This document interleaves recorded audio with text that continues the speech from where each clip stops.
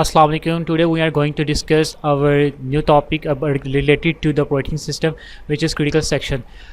Basically, what is critical section? It is a part of the program where shared resources are accessed by the various processes.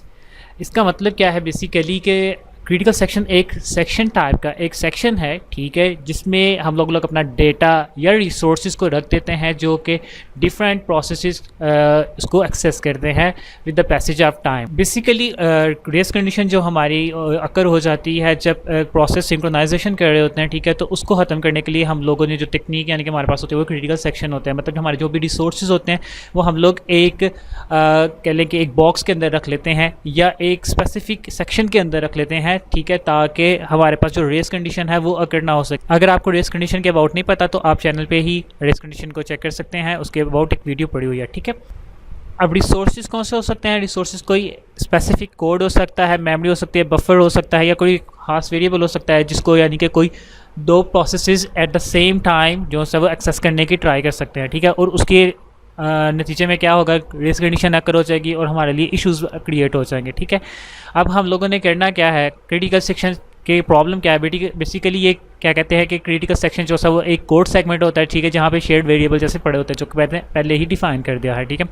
इसमें ये होता है critical section में कि भाई at the one time यानी कि एक टाइम में सिर्फ एक प्रोसेस ही जो सा क्रिटिकल सेक्शन को एक्सेस कर सकता है, उसमें जो भी रिसोर्सेज हो सकते हैं उसको एक्सेस कर सकता है और अपना जो भी काम है वो एग्जीक्यूट कर सकता है, ठीक. अगर प्रोसेस वन क्रिटिकल सेक्शन को एग्जीक्यूट कर रहा है या उसके अंदर रिसोर्सेज को यूज़ कर रहा है तो फिर प्रोसेस 2 जो है उसको वेट करना पड़ेगा अनटिल अनलेस के क्रिटिकल सेक्शन फ्री हो जाए और फिर यानी कि P1 जो है वो अपना काम कंप्लीट करके क्रिटिकल सेक्शन को छोड़ दे और जो हमारे पास प्रोसेस 2 है वो क्रिटिकल सेक्शन में आए और अपना जो से भी रिसोर्स हैं उनको यूज़ करते हुए अपने जो सा कोड है उसको एग्जीक्यूट कर सके.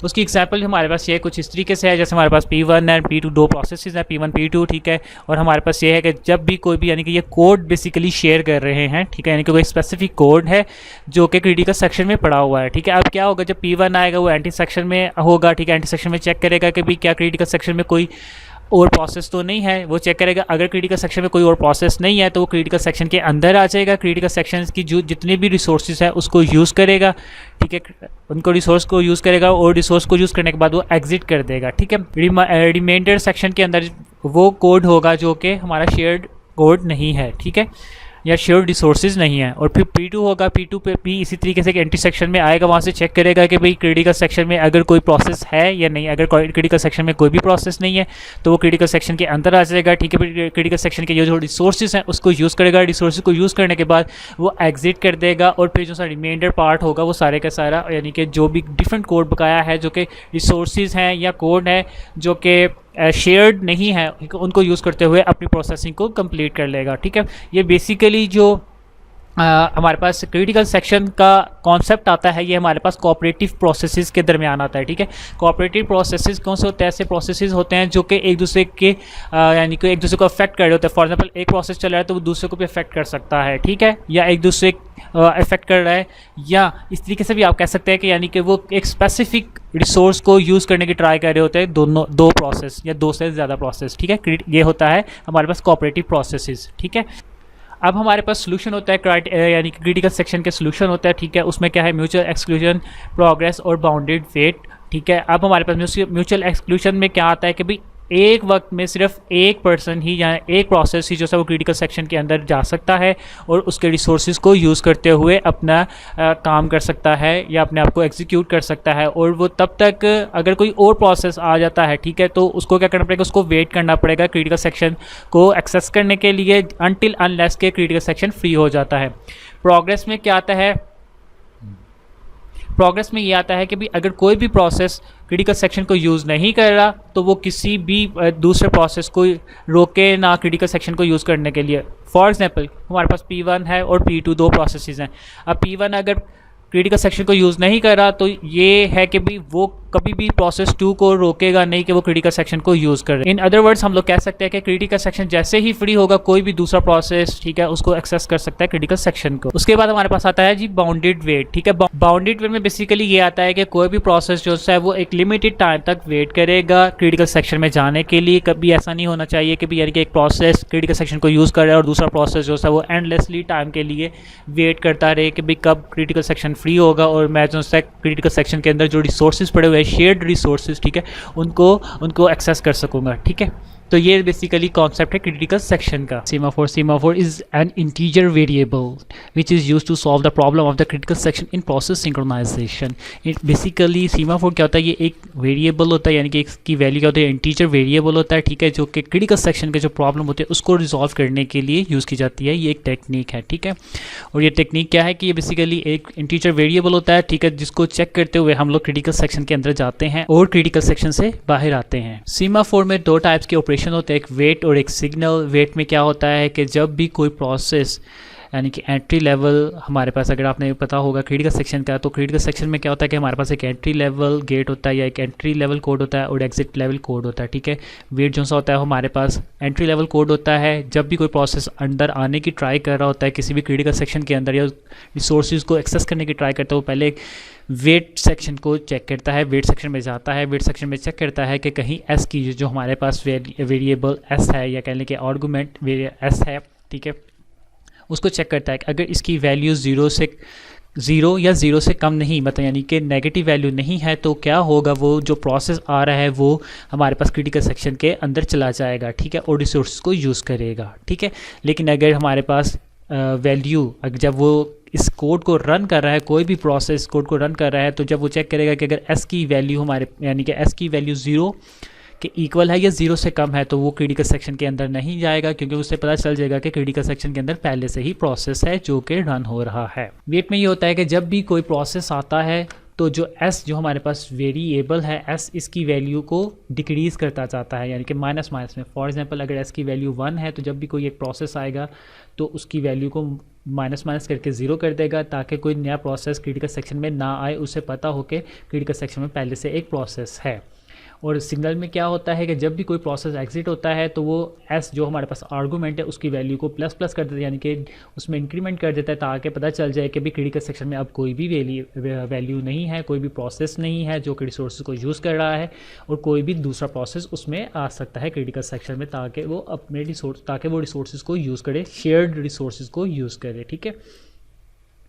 आगे हमारे पास ये एग्जांपल है, इसमें इसी तरीके से है कि एंट्री सेक्शन है हमारे पास। एंट्री सेक्शन में हमारे पास कौन सा कोड होगा, वेट का कोड होगा। जब भी ये प्रोसेस 1 शेयर्ड मेमोरी को या शेयर्ड कोड को यूज़ करने की ट्राई करेगा, ठीक है, तो क्या होगा कि सबसे पहले वो एंट्री सेक्शन में आएगा, वो चेक करेगा कि एस की वैल्यू 0 से कम या 0 के इक्वल तो नहीं है, यानी कि माइनस तो नहीं है। अगर नहीं होगी तो क्रिटिकल सेक्शन में आ जाएगा, और क्रिटिकल सेक्शन को यूज़ करने के बाद, उस कोड को यूज़ करने के बाद, वो एग्जिट सेक्शन में हमारे पास जो सिग्नल का कोड पड़ा होगा उस सिग्नल के कोड को यूज़ करते हुए और जो हमारे पास एस आर्गूमेंट है या वेरिएबल है उसमें इंक्रीमेंट करते हुए बाहर निकल जाएगा और अपना रिमाइंडर सेक्शन जो है उसको यूज़ करेगा।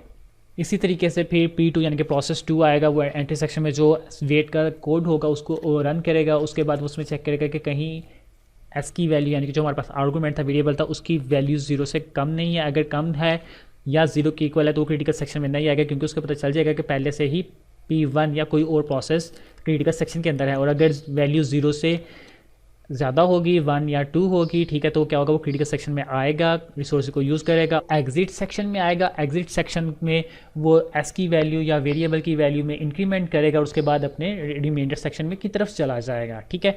अब जो एग्जिट सेक्शन में वो क्यों इस तरीके से कर रहे हैं, वो इसलिए कर रहे हैं ताकि किसी भी दूसरा अगर कोई और नया प्रोसेस आना चाह रहा है क्रिटिकल सेक्शन में तो उसे पता हो कि क्रिटिकल सेक्शन खाली है और वो कोई भी प्रोसेस उसके अंदर आ सकता है। रिमाइंडर सेक्शन में हमारे पास वो कोड है जो कि इंडिपेंडेंट कोड है, ठीक है, जो कि शेयर्ड कोड नहीं है, ठीक है। प्रोसेस 1 का अलहदा से और प्रोसेस 2 का अलहदा से, उसके लिए कोई भी प्रॉब्लम नहीं है, ठीक है। असल प्रॉब्लम हमारे पास क्रिटिकल सेक्शन है या शेयर्ड रिसोर्सेज हैं जिनको हम लोगों ने इस तरीके से मैनेज करना है कि ताकि कोई भी डेडलॉक की कंडीशन अकर ना हो या हमारे पास रेस कंडीशन अकर ना हो, ठीक है। उसके बाद कैरेक्टरिस्टिक्स ऑफ सीमाफोर आते हैं। उसमें यह है कि सीमाफोर की वैल्यू नॉन नेगेटिव होती है, मतलब ज़ीरो माइनस नहीं हो सकती, ना ही माइनस नहीं हो सकती, ठीक है। उसके अलावा क्या है कि जी ये एक एक छोटा सा एक मैकेनिज़्म है, ठीक है, जो कि सिंक्रोनाइजेशन के को अलाउ करता है, और ये लो लेवल सिंक्रोनाइजेशन मैकेनिज़्म है, ठीक है। उसके बाद है टाइप्स ऑफ सीमाफोर। इसमें काउंटिंग और बाइनरी दो टाइप की हमारे पास टाइप्स हैं सीमाफोर की। एक काउंटिंग है, एक बाइनरी है। काउंटिंग में क्या होता है कि काउंटिंग जो सीमाफोर है उसकी वैल्यू माइनस इन्फिनिटी से लेके प्लस इन्फिनिटी तक हो सकती हैं, ठीक है, यानी कि 0 1 2 3 4 5 6 कुछ भी इस तरीके से, ठीक है। जैसे कि हम लोगों ने एग्जांपल में देखा था कि हमारे पास वेरिएबल की वैल्यू एस में 2 है या 3 है 4 है, ठीक, कोई भी इस तरीके से वैल्यू हो सकती है, ठीक है। और जो काउंटिंग सीमाफोर है ये हेल्पफुल होता है कोऑर्डिनेट करने के लिए, यानी कि जो रिसोर्सेज हैं एक्सेस के, यानी कि जो रिसोर्सेज होते हैं हमारे पास क्रिटिकल सेक्शन में, उनको उनके कोऑर्डिनेशन, यानी कि जितने भी प्रोसेस हमारे पास क्रिटिकल सेक्शन के अंदर है, क्रिटिकल सेक्शन के अंदर फॉर एग्जाम्पल 2 हैं या 3 हैं, ठीक है, उनको कोऑर्डिनेट करना ताकि वो with the passage of time सब लोग जो है ना रिसोर्सेज को यूज़ करें और फिर क्रिटिकल सेक्शन से बाहर आ जाएं।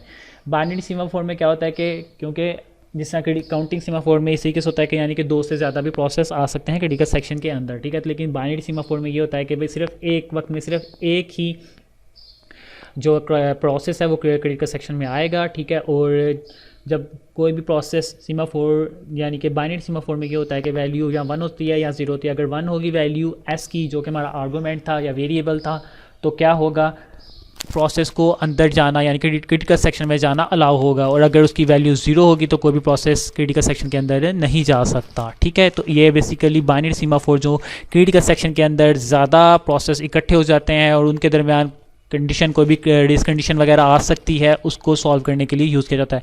इसलिए बाइनरी सीमाफोर जो है वो काउंटिंग सीमाफोर से ज़्यादा यूज़ किया जाता है।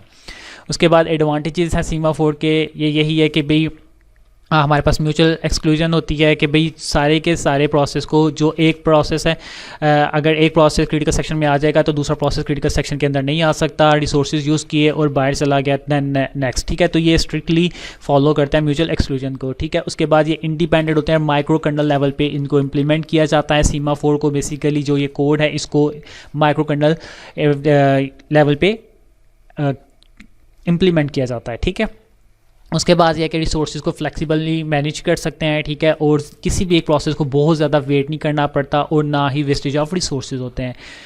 आगे हमारे पास है डिसएडवांटेजेस ऑफ सीमाफोर। डिसएडवांटेजेस में हमारे पास क्या आ जाता है कि जी सबसे बड़ा ड्रॉबैक ये है प्रायोरिटी इन्वर्जन, ठीक है। फॉर एग्जांपल कि भाई अगर कोई भी लो लेवल प्रायोरिटीज़ प्रोसेस चल रहे थे, ठीक है, लेकिन कोई हाई लेवल प्रायोरिटी आ गया तो फिर सीमाफोर उसको किस तरीके से हैंडल करेगा। क्या उसको क्रिटिकल सेक्शन में जो हमारे पास शेयर डेटा पड़ा हुआ या शेयर रिसोर्सेज है, क्या वो उसको पहले दे देगा कि भाई आप पहले यूज़ कर लें, या पहले जो लो लेवल वाले पहले ही क्रिटिकल सेक्शन में उसको यूज़ करने देंगे, ठीक है। ये एक इशू है बहुत बड़ा। उसके अलावा अगर प्रोग्राम में कोई एरर आ जाता है, ठीक है, या कोई प्रोग्राम वायलेशन करता है, एरर वायलेशन हो जाती है, ठीक है, तो जिसमें यानी कि म्यूचुअल एक्सक्लूजन की जो सी वायलेशन हो जाती है, तो इट कैन बी पॉसिबल कि जो है सीमाफोर में डेडलॉक यानी कि इसमें डेडलॉक अकर हो सकता है, ठीक है। उसके बाद ये होता है कि क्योंकि ये प्रोग्रामिंग लेवल पे सीमाफोर को इम्प्लीमेंट करना बहुत ज़्यादा टफ होता है, क्योंकि ऑपरेटिंग सिस्टम को हर एक कॉल के लिए, हर एक प्रोसेस के लिए जो है ना वेट एंड सिग्नल का जो है ना उसकी वैल्यू को जो है ना प्रिजर्व करना होता है, ठीक है। ये था आज का टॉपिक सीमाफोर।